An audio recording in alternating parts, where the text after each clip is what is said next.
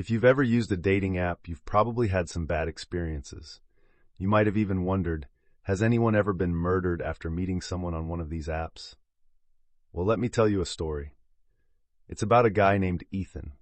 He's a goofy, fun-loving guy who works at a concrete company. His customers and coworkers adore him. Life seems good for Ethan. He's married, has a steady job, and is generally well-liked. But one day, things start to go downhill. Ethan and his wife begin arguing. The tension stresses him out, affecting his mental health. He becomes anxious and withdrawn. His wife worries about him and suggests he seek help, but Ethan refuses. Over time, it becomes too much and they separate. Ethan is devastated. The breakup sends Ethan into a deep depression. His friends and coworkers barely recognize him. The once fun, easygoing guy is now a shadow of his former self. To make matters worse, Ethan starts having dark, violent thoughts specifically about hurting women. He even begins voicing these thoughts at work, making everyone uncomfortable. Eventually, things escalate. Ethan gets into an altercation with a female coworker and is fired.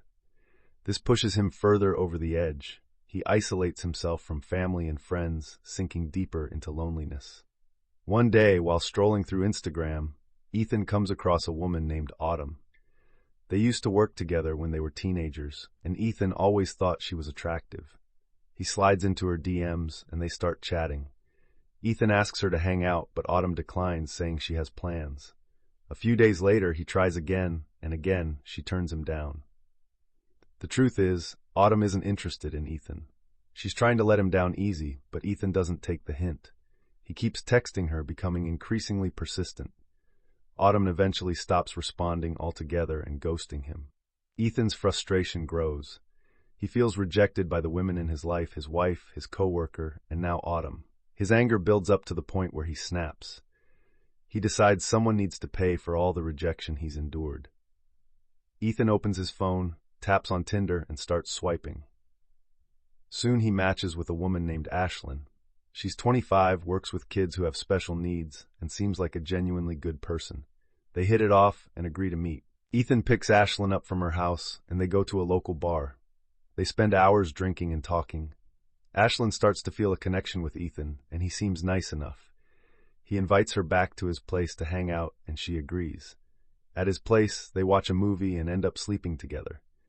Everything seems to be going well up to the moment around 3 a.m. Ethan wakes up and sees Ashlyn sleeping peacefully beside him. In that moment, something inside him snaps. Without warning, Ethan wraps his hands around Ashlyn's throat and starts choking her. She wakes up, fighting back, but Ethan is too strong. He doesn't let go. At the point when he finally releases her, he runs to the kitchen, grabs a knife, and stabs her repeatedly, about 10 times. As Ashlyn lies there dying, Ethan calls 911. He tells the operator, "I just killed someone and I want to kill myself." The operator dispatches police immediately.